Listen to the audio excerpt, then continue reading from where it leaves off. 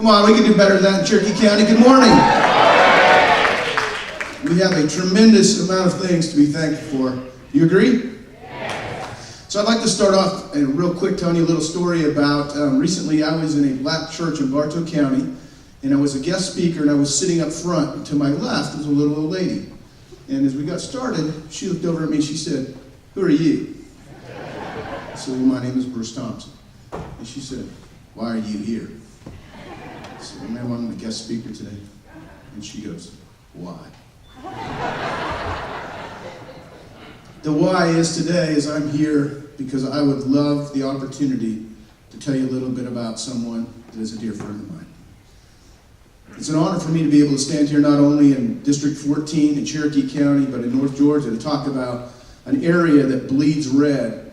And as the people that preceded me already talked about, fights for the freedoms, for the family, and the rights that we all hold dear to ourselves and to our community. But I'd like to, first of all, before I get started and introduce our governor, I'd like to say, first of all, publicly, a special thank you to Senator Cruz, who has taken on, I would call the establishment that's coming after our religious rights.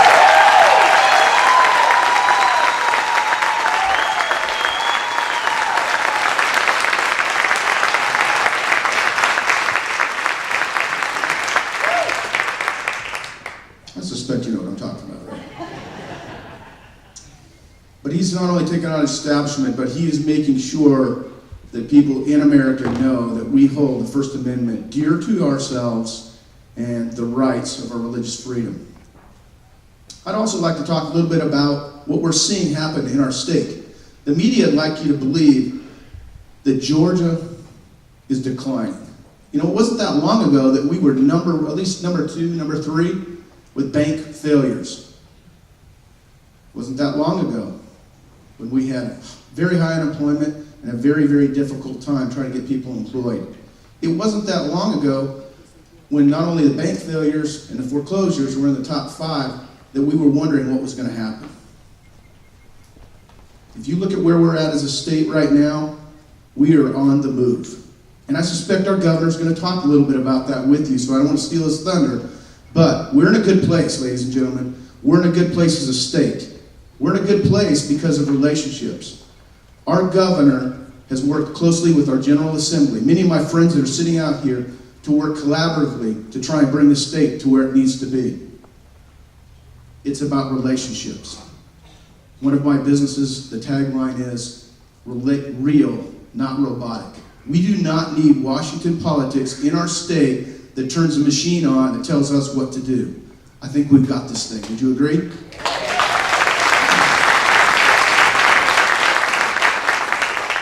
As I wrap this up, I want to tell a little story that will tell you a little bit about relationships with our governor. You see, I brought a young man from Bartow County down that was 14 years old, and he was going to serve as a page. I took him into the governor's area, and he expected to just look around a little bit. Of course, I knew the 2 big guys standing over the corner meant that the governor was in the house. And Hunter said, "What's that? What's this? What's that?" I tapped on his shoulder, and I pointed over, and Governor Deal was coming out of the back office walking in, and he just watched real carefully. This tells you a little bit about our governor. Our governor walked up to Hunter, put his hand on his shoulder. He said, "Young man, tell me about yourself."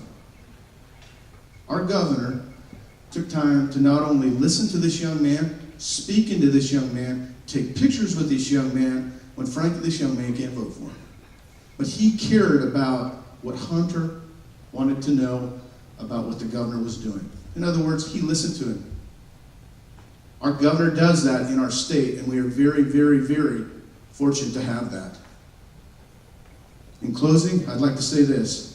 I'm not only proud to endorse Governor Deal, I am proud to serve with Governor Deal, and I am proud to call Governor Deal my friend. Please give a warm welcome to our governor, Governor Nathan Deal. Thank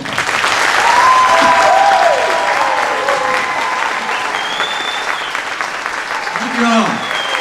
Thank you all for being here this morning. Good to be with you. Thank you for taking time on a Saturday morning to come out and be with us. We're in these last few weeks now, and I appreciate all the support and help that you've given us, but we need to make sure we continue it right up till Election Day. I want to thank you on behalf of my wife for the hospitality you've shown to her. She's been all over this state. People know her better than they know me, but that's okay. I say that I know they love Sandra. I just want them to like me and vote for me. Let me tell you a little bit about where Georgia is right now. You know, we're getting beat up on ads from our opponent who wants to tell you how bad Georgia is, how low we are. Let me tell you where Georgia really is. Georgia has been named the #1 state in the nation in which to do business. Not once, but by 3 separate rating agencies. And I understand we're going to have that confirmed again in the very near future. We are the #1 state for women-owned businesses. We are the #1 state. We're the #1 state for our workforce, which means that that's one of the reasons jobs are coming to our state. We are, most recently, as of the last few days, the international commission that relates to economic development. I think they're called the International Economic Development Commission, as a matter of fact.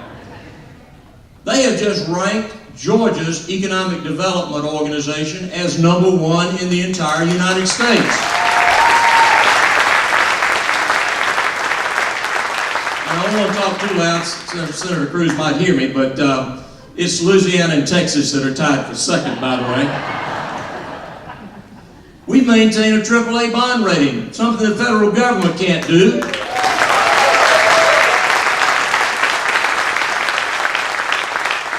We used to be able to say we were one of 9 states. Now we have to say one of 10. So congratulate Senator Cruz when he comes out. Texas finally got that AAA bond rating, by the way. We are doing a lot of things right. I see Commissioner of Labor, Commissioner Butler, who is over here, and he will confirm, because he's getting attacked for the same kind of things that I'm getting attacked for. But let me tell you what is happening that really matters in our state. Jobs are coming to Georgia. We have had, in the last 2 years, we've been in the top 10 in terms of total jobs produced. Last year, we were #6 in the country, and that means total jobs that have been produced. Most of the states that are ahead of us are 2 or 3 times larger in population. Have you noticed that in the last 10 days, we have had 1,150 new jobs announced in Georgia? And Monday, we're going to have another 650. That will be 1,800 jobs in 2 weeks. If we were as bad as my opponent says we are, how do you account for the fact that when I came into office, Georgia was the 10th largest population state, and now we are the 8th largest population state? People come to states where things are happening and things are growing. And we are happy. It is happening all across the spectrum. It is happening in terms of an industry that is just blossomed in our state, and that is the film industry. We're now the #3 state in the nation in terms of film production, and the 5th in the entire world in terms of film production.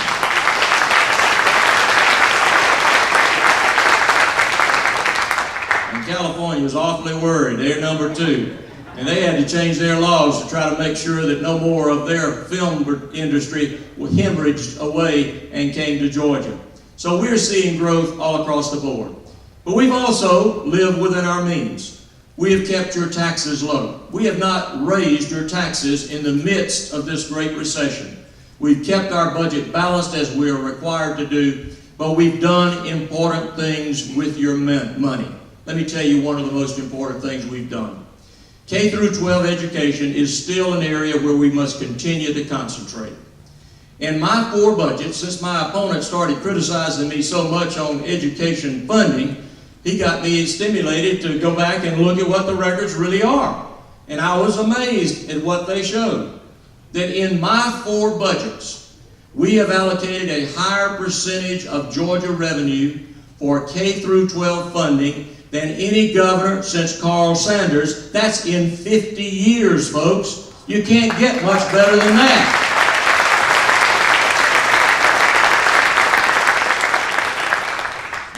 also done with your education dollars is this. We've said to our institutions of higher learning, our technical schools and our colleges and universities, look at the degrees that you're offering, and if you're offering degrees and people are graduating with diplomas and can't find a job, then maybe you ought to shift your training and your resources into areas where they can get a job. And over the last 2 years, we've identified some 7 areas where jobs exist, and we don't have enough trained people to take those jobs. Now, these are all blue-collar areas, but we need good, trained, high-quality blue-collar skills. Everything from commercial driver's licenses to welders to diesel mechanics to health technology, information technology, early childhood education, practical nursing. If someone will pursue a degree in our technical schools, our Hope Grant will pay 100% of their tuition. Now that's the way you put your money where the jobs are.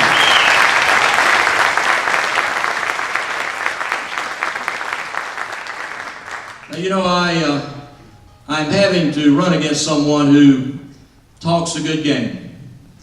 But he's been in the state Senate longer than I have been your governor. He's never passed a bill, and I know the AJC tries to explain that away by saying, oh, well, he signed on to some. Yeah, you know, that's what backbenchers do. They let somebody else do the hard work, take the lead, make all the efforts, and then they say, oh, well, I had my name on that one too. You know, you ought to give me a little bit of credit for that. I've been in politics long enough to know exactly how that works. They say, oh, well, he was in the minority party, therefore he couldn't get anything done. Well, that's not true. We worked across party lines. We made major reforms in a multitude of areas in which we worked with the minority party. But you know the one example which has not really made the press yet, and I think that it should. When the county in which he is a senator, DeKalb County, when their school board was placed on probation by the accrediting agency, I had high school students that I met with coming to me saying, Governor, if I graduate from a high school that is not accredited, I will not be able to accept a full scholarship that I have been already approved for out of state. Well, first of all, I tried to convince them they didn't need to go out of state anyway. But they worked pretty hard to earn those scholarships, and they were legitimately worried about their future. I had one shot. I had one opportunity, and the law was not as clear as all of us would have liked for it to have been. But that opportunity was to remove 6 of those members of that school board and replace them.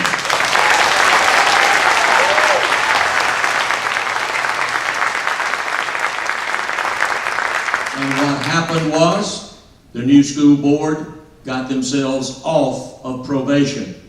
When I made that announcement, I met with the DeKalb County delegation, of which Senator Carter was a member. I told them this is what I intend to do, and I would appreciate it if you would stand with me as we make this announcement, because it should not be a partisan issue. It should be all of us working to do what's in the best interest of the 100,000 students in this county.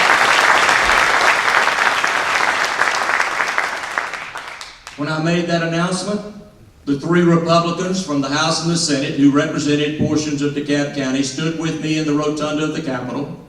Stacey Abrams, who is the minority leader in the House of Representatives, stood with me. Senator Emanuel Jones from DeKalb County stood with me. Scott Holcomb from DeKalb County, a Democrat, stood with me. Mary Margaret Oliver, a Democrat, stood with me. And Senator Jason Carter hid in the shadows. He thought it was too politically risky for him to take a position on something that was so important for the children in the county he was elected to represent.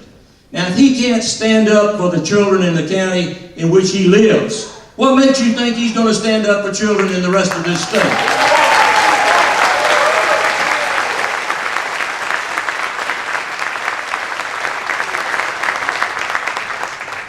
You know, rhetoric will only get you so far.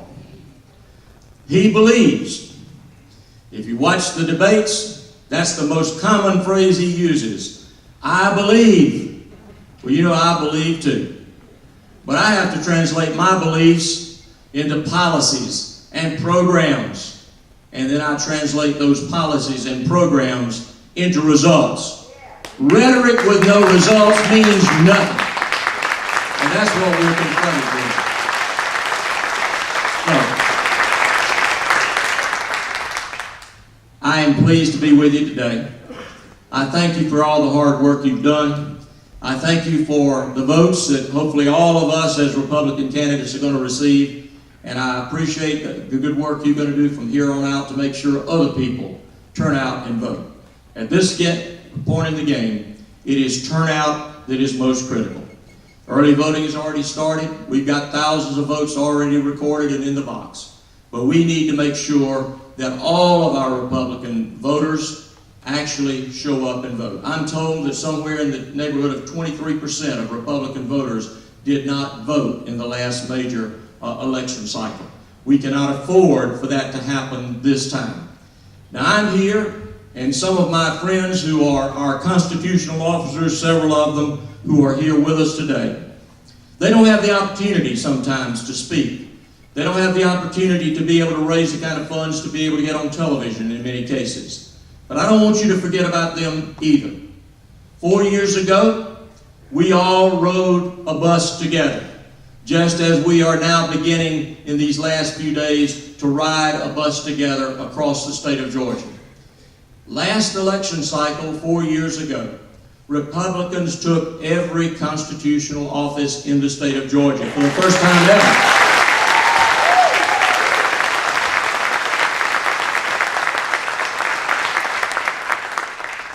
And the things that we have been able to do during these last 4 years have been in the midst of a downturned economy. And yet we have made significant, remarkable, historic progress. We don't need to turn back. You don't need to forget about those that are so-called down-ballot races. The Democrats are counting on you doing that. They're thinking you'll only vote for David Perdue and maybe for me as governor, and that you'll forget about these other races. Please don't do that. We don't have the luxury of doing that. They are needed as a part of our overall Republican team. We work together, and by working together, we will keep this state moving forward. Thank you for your support. Good to be with you.